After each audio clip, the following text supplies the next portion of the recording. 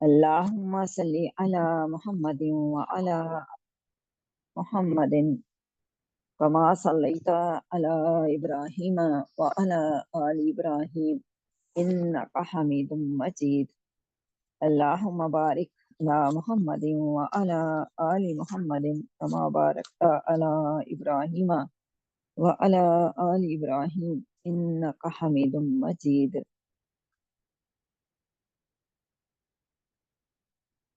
أعوذ بالله من الشيطان الرجيم. بسم الله الرحمن الرحيم. رب اشرح لي صدري ويسر لي أمري واحلل عقدة من لساني يفقهوا قولي. رب يسر ولا تعسر وتمم بالخير.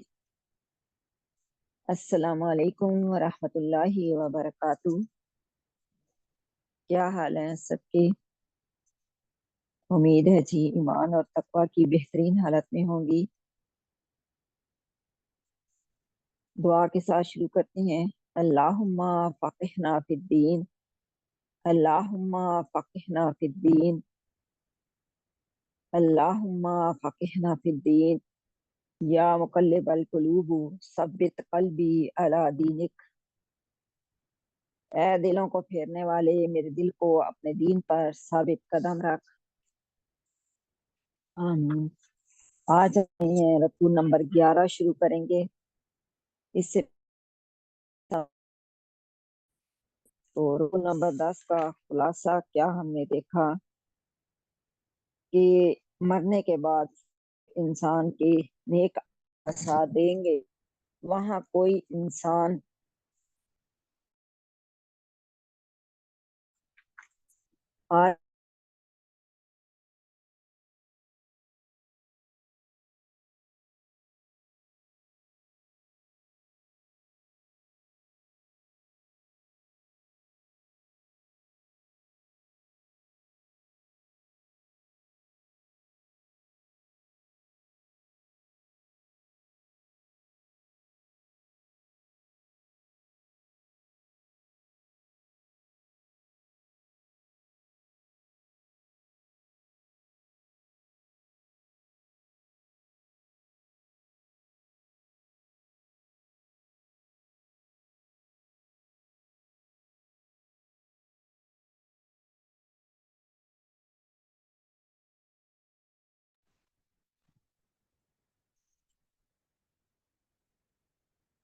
وَلَقَدْ آتَيْنَا مُوسَى الْكِتَابَ، اور بے شک ہم نے دی کتاب موسیٰ علیہ السلام کو.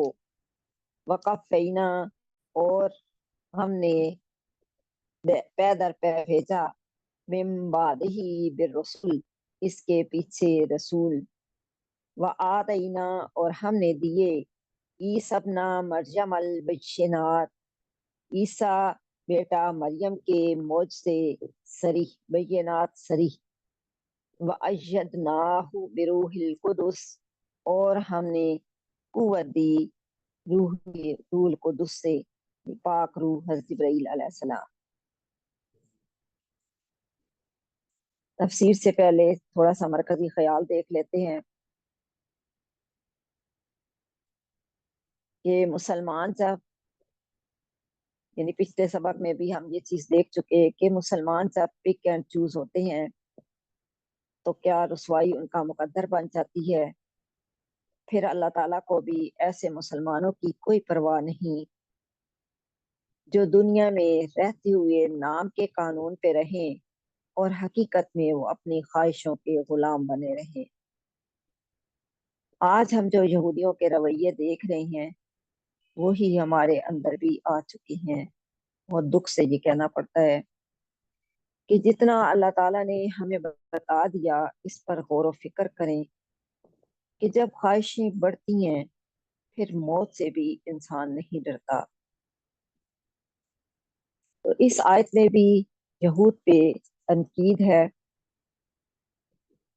کہ تحقیق ہم نے بھیجا موسیٰ علیہ السلام کو کتاب دے کر. وقفینا، یہاں وقفینا ہے جو وقفے سے ہے. وقفے سے مراد ریڑھ کی ہڈی. یہاں مراد کہ انہوں نے ایک رسول کی ناقدری کی تو اللہ تعالیٰ نے ان کی ہدایت کے لیے دوسرے رسول کو بھیجا۔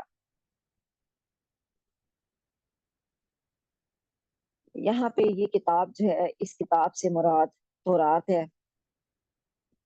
کہ حضرت اللہ تعالیٰ نے حضرت موسیٰ علیہ السلام کو تورات دی۔ پھر یہ دیکھا کہ یہ کہاں شروع ہوئی اور کہاں ختم، تو تورات جو ہے وہ حضرت موسیٰ علیہ السلام پہ شروع ہوئی اور حضرت عیسیٰ علیہ السلام پر ختم ہوئی۔ 1300 سال تھے حضرت موسیٰ علیہ السلام اور حضرت عیسیٰ علیہ السلام کے درمیان۔ حضرت موسیٰ علیہ السلام سے جو کتاب شروع ہوئی تورات، وہ ان کے عالموں کے ہاتھ سے گزری۔ یہ پانی کا ایک فریش چشمہ تھی۔ 1000 سال میں عالموں نے اپنی تبدیلیاں کر دی اور اس میں بہت زیادہ اضافے کر دیے، تو اب ضرورت تھی ایک قیم کتاب کی۔ تو حضرت عیسیٰ علیہ السلام کو انجیل ملی، تو اس میں بعض احکامات تورات کے خلاف تھے کیونکہ اس میں تبدیلی ہو چکی تھی۔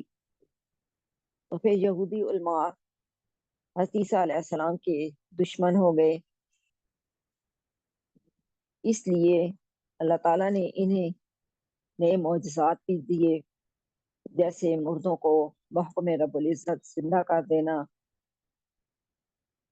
مٹی سے پرندہ بنا کر اس میں پھونک مارتے، بحکم رب العزت اڑا دیتے۔ پھر اسی طرح کوڑی کے مریض کو اچھا کر دینا۔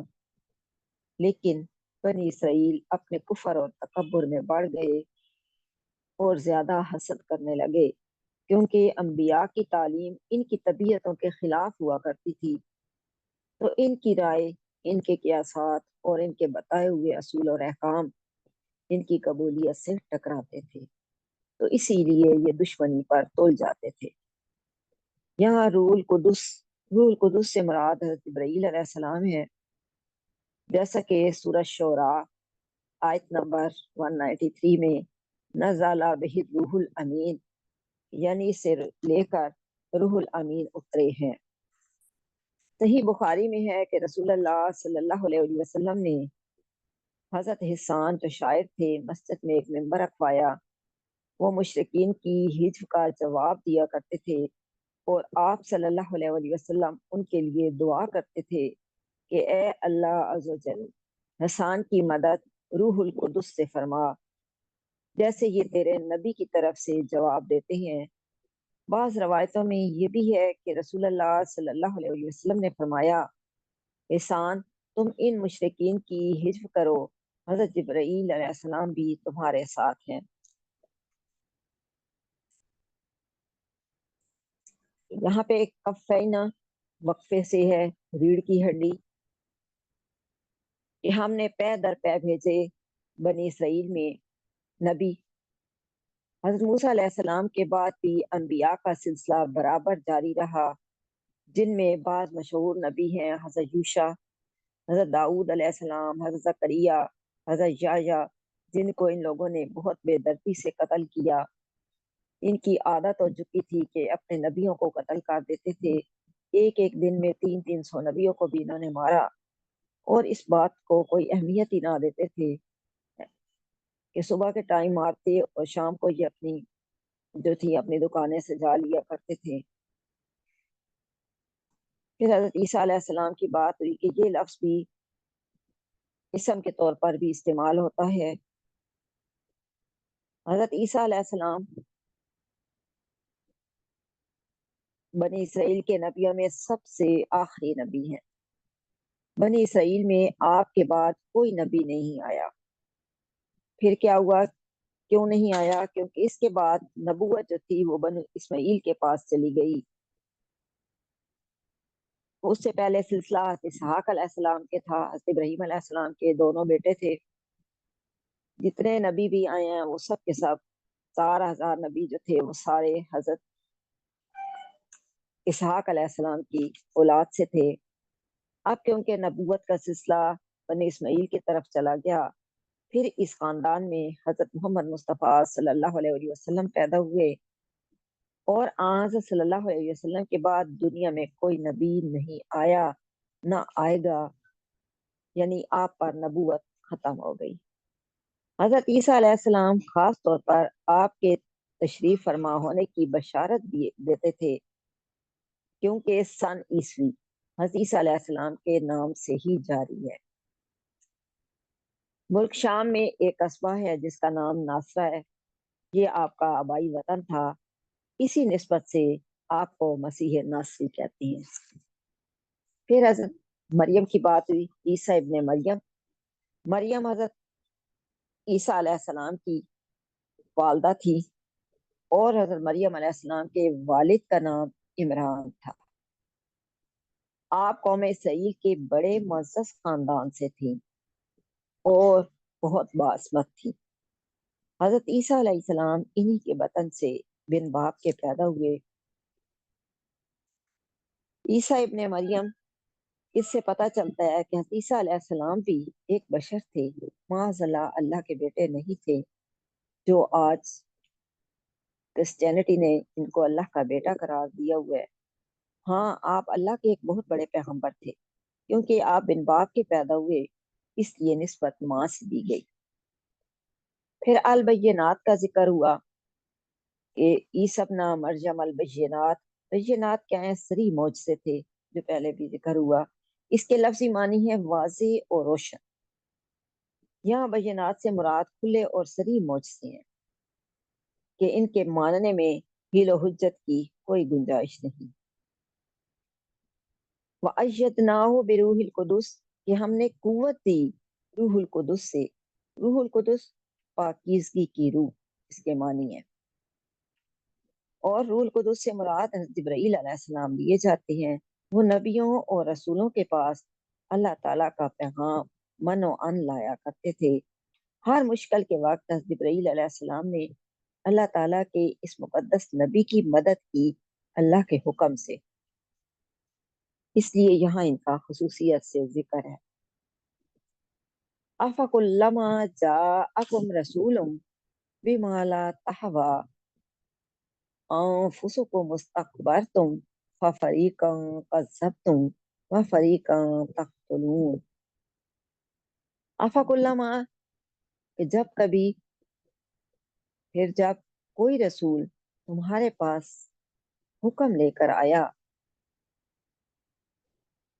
لا تہوی انفسکم، جو تمہارے جی کو نہ بھایا،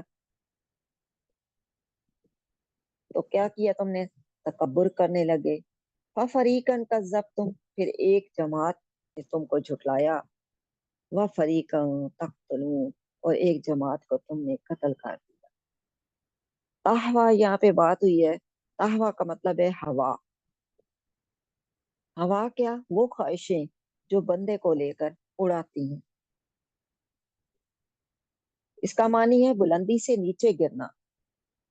تو جب خواہشات حد سے گزرنے لگ جاتی ہیں تو پھر انسان بھی بلندیوں سے نیچے گرتی ہیں، اور جب نیچے گرتا ہے انسان تو زخمی تو ہونا ہوتا ہے۔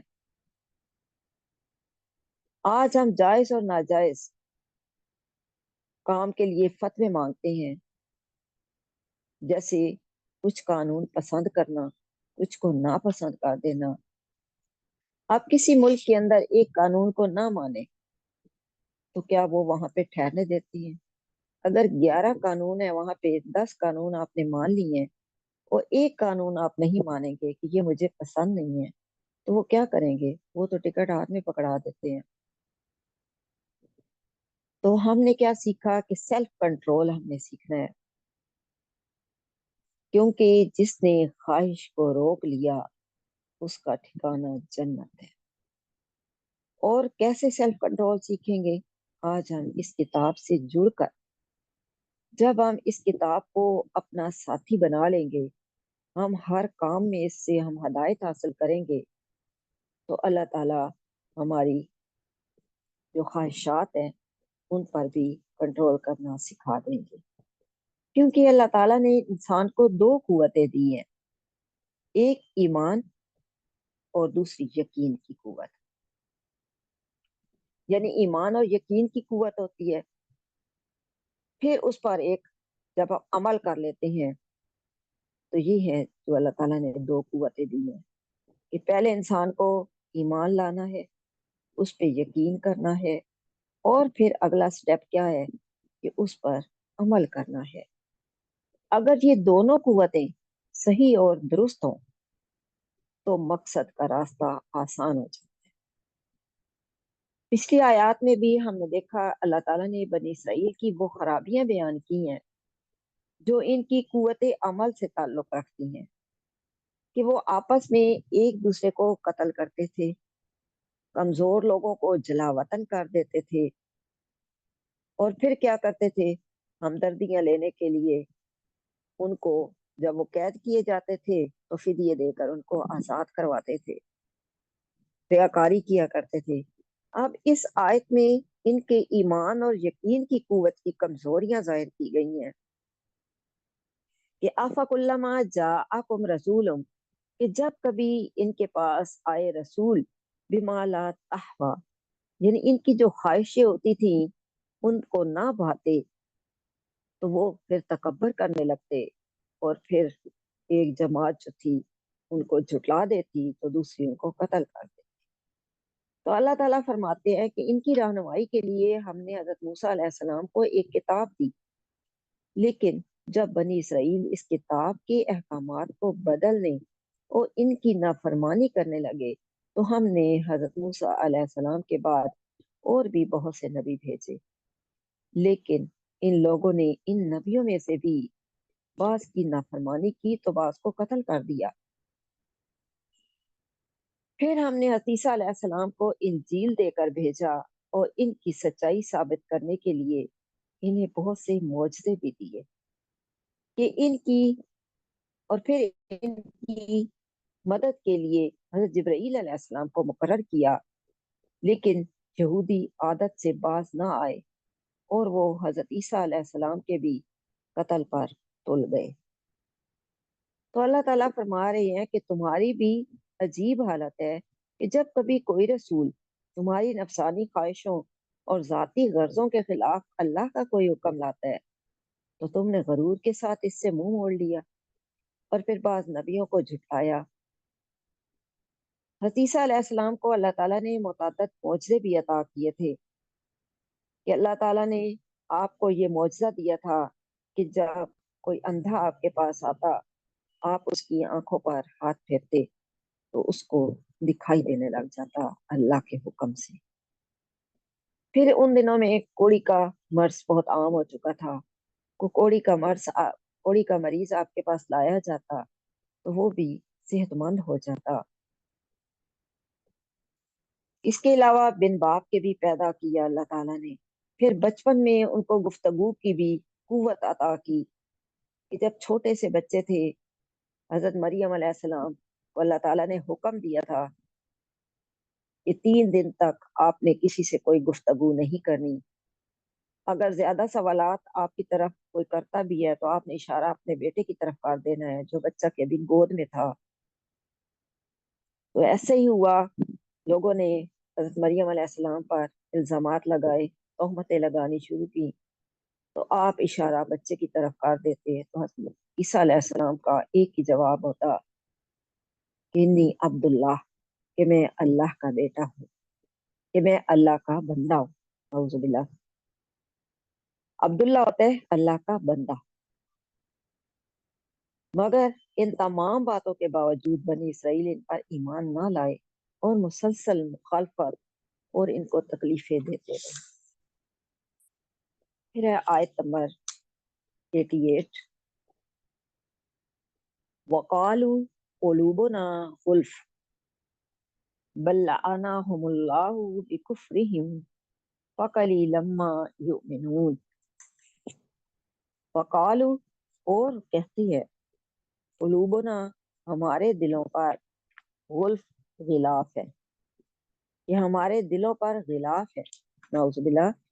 جب ان کو حق بات کی نصیحت کی جاتی تھی تو ان کا جواب یہ ہوتا تھا ہمیں جائزہ لینا ہے کہ کیا آج ہمارے دل تو نہیں یہ بات کر رہے، ہمارے دلوں میں بات جا رہی ہے جو ہم سن رہے ہیں، جو ہم پڑھ رہے ہیں قرآن پاک سے۔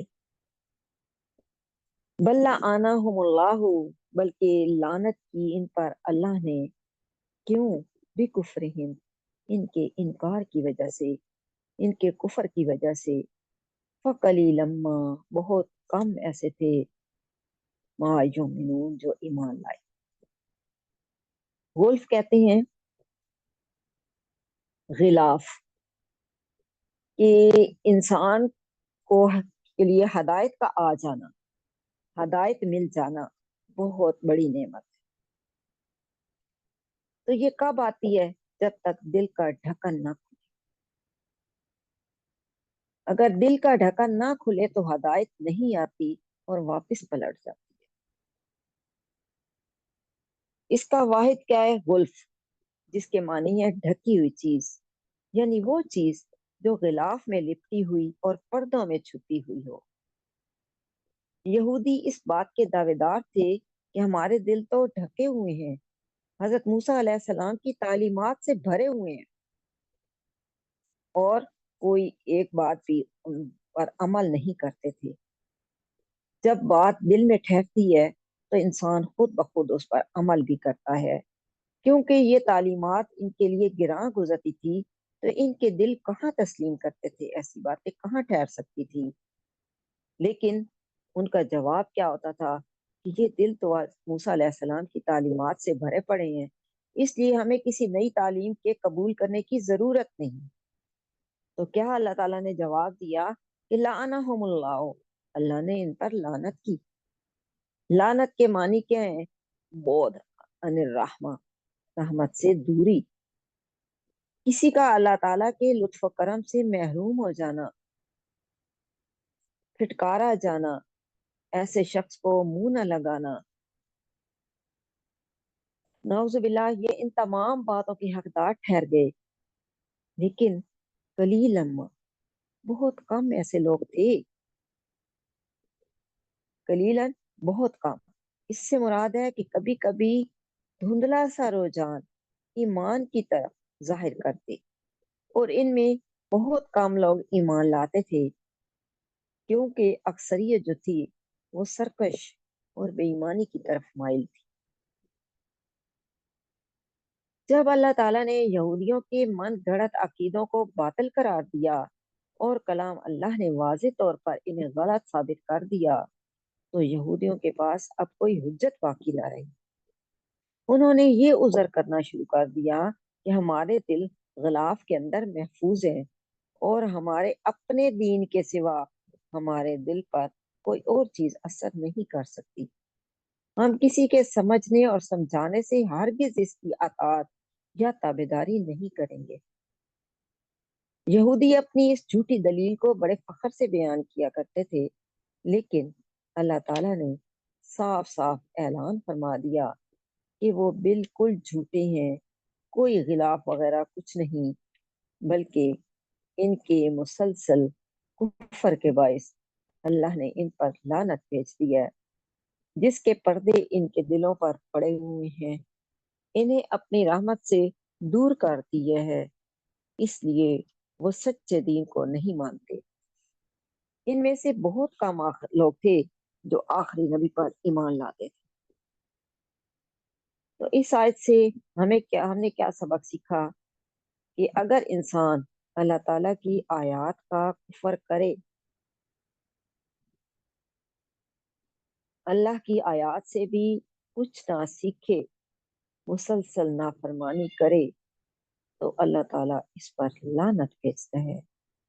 پھر ایسا آدمی ایمان اور دین کی طرف متوجہ ہو ہی نہیں سکتا، کیونکہ اللہ تعالیٰ چاہے تو اسے ہدایت دے، اور جب اللہ تعالیٰ اپنی طرف آنے کے راستے بند کر دے تو کیسے وہ ہدایت حاصل کر سکتے ہیں؟ اللہم لا تجعل منہم، اللہ تعالیٰ ہمیں ایسی صورتحال سے بچائے۔ پھر ہے آیت نمبر 89، جس میں ہے انکار کا سبب۔ وَلَمَّا جَاءَهُمْ كِتَابٌ मिन इंदिल्लाहि मुसद्दिक़न लिमा माअहुम व कानू मिन क़ब्लु यस्तफ्तिहून अलल्लज़ीना कफ़रू फलम्मा जाअहुम मा अरफू कफ़रू बिही फलानतुल्लाहि अलल काफ़िरीन। किताबुन मिन इंदिल्लाहि, अल्लाह की तरफ से किताब। यहाँ किताब से मुराद कुरान मजीद है कि किस तरह ये कुरान पाक एहतमाम से आया जो आज हम पढ़ रहे हैं। अल्हम्दुलिल्लाह, प्यार आ रहा है ना इस किताब पे कि अल्लाह ताला ने हमें ये किताब पकड़ाई है। हम जितना शुक्र अदा करें इतना कम है। यहाँ किताब से मुराद कुरान मजीद है जिसका अव्वलीन खिताब मक्का के मुशरिकों के अलावा यहूद की तरफ भी था, क्योंकि ये लोग मदीना में काफी तादाद में आबाद थे। लिमा जाअहुम, कि जब इनके पास पहुंची किताब अल्लाह की तरफ से, जो इस किताब को सच्चा बताती है जो इनके पास है। वकानु मिन कब्लु यस्तफ्तिहूना, और पहले वो काफरों पर फतह मांगते थे। फलम्मा जाअहुम मा अरफू, फिर जब इनके पास पहुंची मा अरफू, जिसको पहचान लिया, काफरू बे, फिर भी इसके मुनकर हुए। तो फलाहनतुल्लाहि अलल काफिरीन, तो अल्लाह ताला ने इन पर अपनी लानत की।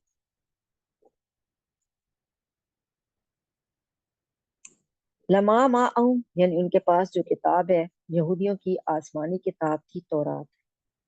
तो कुरान मजीद में अपनी ये सिर्फ कुरान मजीद में अपनी ये सिर्फ बार बार बयान की है और ऐलान किया है कि कुरान अल्लाह ताला की सच्ची किताब है।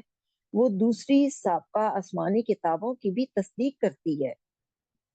इन पिछली किताबों में सबसे ज्यादा मशहूर जो थी वो तौरात, जो मूसा अलैहिस्सलाम पर नाजिल हुई थी। फिर आया लफ्ज यस्तफ्तिहूना, फतह मांगते थे। ये लफ्ज फतह से निकला है।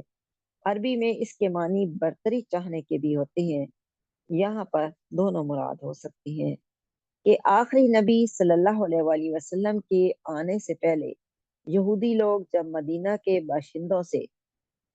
के लोगों से शिकस्त खाते, तो इस वक्त इस आने वाले नबी सल्लल्लाहु अलैहि वसल्लम का वास्ता देकर अल्लाह ताला से फतह और नुसरत मांगा करते थे। यानी ये बात इनके अकायद में शामिल थी कि नबी आखिर ज़मान इनके लिए निजात दहिंदा बनकर आएंगे। इसे मानकर वो गुलामी से निजात हासिल करेंगे। तो ये यहूदी, जब अरब के मुशरिकीन के दरमियान लड़ाई होती थी, तो यहूदी क्या कहा करते थे कि अनकरीब अल्लाह ताला की सच्ची किताब लेकर अल्लाह अज़्ज़ वजल के एक अजीम शान पैगंबर तशरीफ लाने वाले हैं। हम इनके साथ मिलकर तुम्हें खत्म करेंगे और तुम्हारा नामो निशान मिटा देंगे। अब ये यहूदी कहा करते थे मुशरिकीन अरब से। फिर अल्लाह ताला से दुआएं किया करते थे कि ए अल्लाह, तू इस नबी को जल्दी भेज जिसकी सिफतें हम तौरात में पढ़ते हैं, ताकि हम इन पर ईमान लाकर इनके साथ मिलकर अपना बाजू मजबूत करके तेरे दुश्मनों से इंतकाम लें। मुशरिकों से कहा करते थे कि इस नबी का जमाना अब बिल्कुल करीब आ गया है, लेकिन जिस वक्त नबी पाक सल्लल्लाहु अलैहि वसल्लम मबऊस हुए, तमाम निशानियां आप सल्लल्लाहु अलैहि वसल्लम में उन्होंने देख ली, पहचान भी लिया, दिल से कायल भी हो गए। मगर चूंकि आप अरब में से थे तो हसद करने लगे और आपकी नबूवत से इनकार कर दिया, तो अल्लाह ताला की लानत के मुस्तहिक ठहर गए। कि जब यहूदियों के लिए अल्लाह की तरफ से एक ऐसी किताब आई जिसमें मूसा अलैहिस्सलाम की शरीयत के असूलों की तस्दीक मौजूद थी, तो ये लोग इसके मानने से मुनकर हो गए। क्यों? क्योंकि नबी पाक सल्लल्लाहु अलैहि वसल्लम से इन्हें तासुब था। और जिस नबी आखिर ज़मां के ये मुंतजिर थे और जिसका वास्ता देकर काफरों के मुकाबले में फतह याब होने की दुआएं किया करते थे, جب وہی جانا پہچانا نبی ان کے پاس آیا تو اس کا انکار کرنے لگے۔ پھر کیا تھا کہ ان انکار کرنے والوں پر ان کے کفر کی وجہ سے اللہ تعالیٰ کی لعنت ہوئی اور وہ اللہ کے غضب کا شکار ہو گئے۔ اس سے پتہ چلتا ہے کہ یہودی جو ہے وہ متعصب و حاسد قوم ہے، اور یہ قوم اپنے اس تعصب اور کفر کی وجہ سے اللہ کی رحمت سے دور کر دی گئی۔ پھر ہے جی آیت نمبر 90، بِئْسَ مَا اشْتَرَوْا بِهِ أَنفُسَهُمْ أَن يَكْفُرُوا بِمَا أَنزَلَ اللَّهُ بَغْيًا أَن يُنَزِّلَ اللَّهُ مِن فَضْلِهِ عَلَى مَن يَشَاءُ مِنْ عِبَادِهِ فَبَاءُوا بِغَضَبٍ عَلَى غَضَبٍ وَلِلْكَافِرِينَ عَذَابٌ مُهِينٌ۔ بیسا بہت بری چیز، اشترو جس کے بدلے، انفسہم انہوں نے اپنے آپ کو بیچا، ان یکفرو کہ وہ منکر ہوئے، بما اس چیز سے، انزل اللہ جو اتاری اللہ تعالیٰ نے، باغین اس وجہ سے، ضد کی وجہ سے، ان ینزل اللہ کہ اتارے اللہ، من فضلہ اس کا فضل، علی من یشاء جس پر اللہ چاہے، من عبادہ اپنے بندوں میں سے، فباؤ بغضب علی غضب سو کمال ہے غصہ اوپر غصہ اللہ تعالیٰ کا، وللکافرین اور کافروں کے لیے عذاب مہین ذلت کا عذاب ہے۔ تو اللہ تعالیٰ اس آیت میں فرما رہے ہیں کہ یہودی حد درجہ خود غرض اور نفس پرست لوگ ہیں، وہ اس کے ساتھ ہی ضدی اور حاسد بھی ہیں، وہ ہر بات کو حتیٰ کہ اللہ تعالیٰ کے احکامات کو بھی تجارتی اور قومی نقطہ نگاہ سے دیکھتے ہیں، اور سوچتے ہیں کہ ان کا فائدہ ان احکامات کی پیروی میں ہے یا ان کی نافرمانی میں۔ اگر ان احکامات کو بدل کر یا ان سے سرکشی کر کے ان کی ذاتی غرضیں پوری ہوتی دکھائی دیتی تو وہ ایسا کرنے سے ہر کس نہیں چوکتے۔ تعصب اور نفس پرستی کے نتیجے میں ان کے اندر حسد بڑی شدت سے پیدا ہوا، چونکہ وہ چاہتے تھے کہ ہر قسم کی نعمت ان کے حصے میں آئے، گویا کہ یہ ان کا پیدائشی حق۔ ان کے اعمال کچھ بھی ہو، ہمیشہ اللہ تعالیٰ کی رحمت سے ان کے شامل حال رہی۔ حضرت محمد مصطفیٰ صلی اللہ علیہ وسلم نبی آخر الزمان کی حیثیت سے مبعوث ہوئے تو یہود نے بہت پچھتاپ کھائے، ان کے اندر حسد کی آگ بھڑک اٹھی کہ نبوت ان کے اپنے خاندان سے نکل کر بنی اسماعیل میں کیوں چلی گئی، حالانکہ انہیں یہ معلوم ہونا چاہیے کہ اللہ تعالیٰ جس پر چاہتا ہے اپنا فضل کرتا ہے اور اس کو نبوت اور رسالت عطا کرتا ہے، لیکن یہودیوں میں ضد میں آ کر آپ صلی اللہ علیہ وسلم کے ماننے سے انکار کیا اور حق کی طرف رخ نہ کیا۔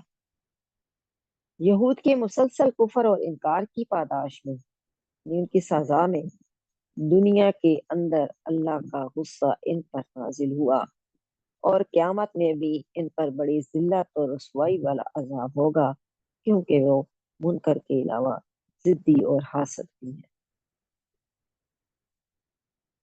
پھر آیت نمبر 91، وَإِذَا قِيلَ لَهُمْ آمِنُوا بِمَا أَنزَلَ اللَّهُ قَالُوا نُؤْمِنُ بِمَا أُنزِلَ عَلَيْنَا وَيَكْفُرُونَ بِمَا وَرَاءَهُ وَهُوَ الْحَقُّ مُصَدِّقًا لِمَا مَعَهُمْ قُلْ فَلِمَ تَقْتُلُونَ أَنْبِيَاءَ اللَّهِ مِن قَبْلُ إِن كُنتُم مُؤْمِنِينَ۔ وَإِذَا قِيلَ لَهُمْ اور جب کہا جاتا ان سے، آمنو کہ ایمان لاؤ، کس پر؟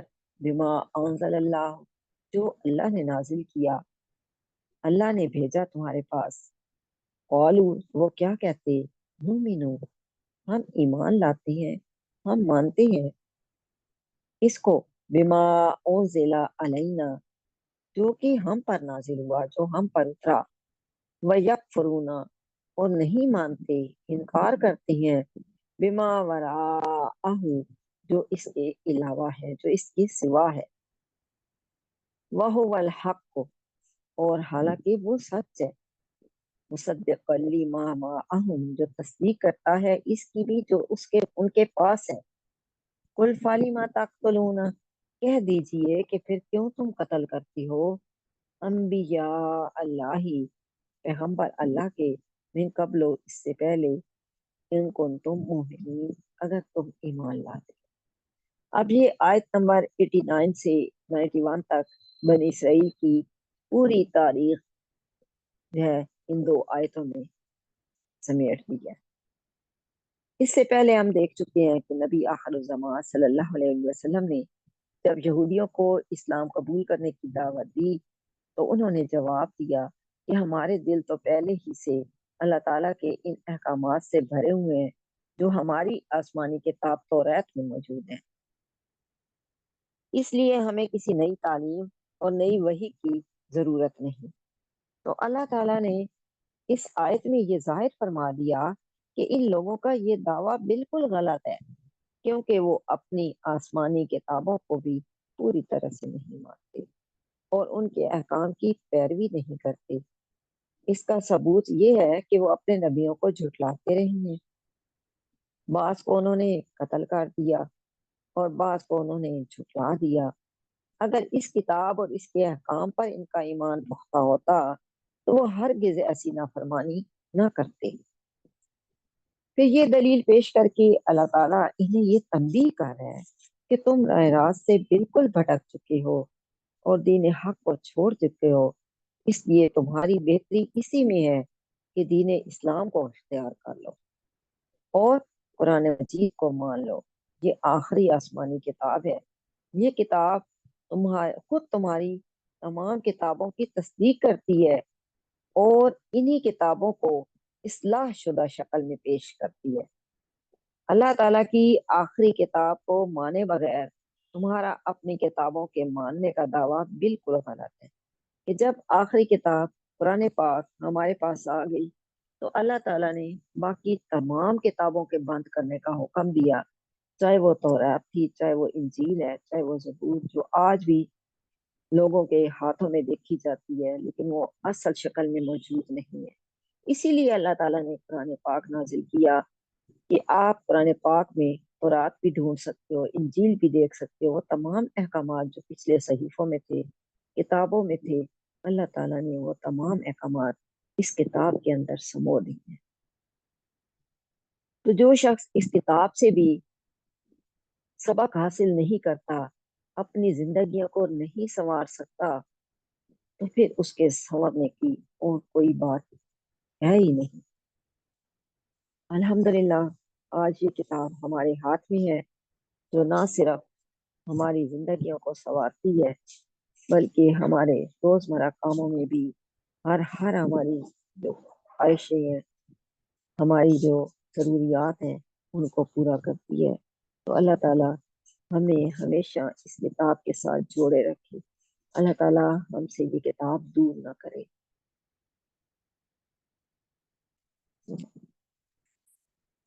سبحانک اللہم و بحمدک نشہد ان لا الہ الا انت نستغفرک و نتوب الیک۔ سبحان ربک رب العزت عما یصفون وسلام علی المرسلین والحمد للہ رب العالمین۔ اللہ تعالیٰ آپ سب کا یہاں آنا بیٹھنا قبول فرمائے اور آپ کے دلوں میں جو تمام حاجات ہیں وہ سب کی سب اللہ تعالیٰ پوری فرمائے اور ہمیشہ آپ کو اس کتاب کے ساتھ جوڑے رکھے، اور اللہ تعالیٰ ہمارے یہ چھوٹے چھوٹے اعمال قبول فرمائے، اس کو ریاکاری میں نہ لے جائیں۔ السلام علیکم ورحمۃ اللہ وبرکاتہ۔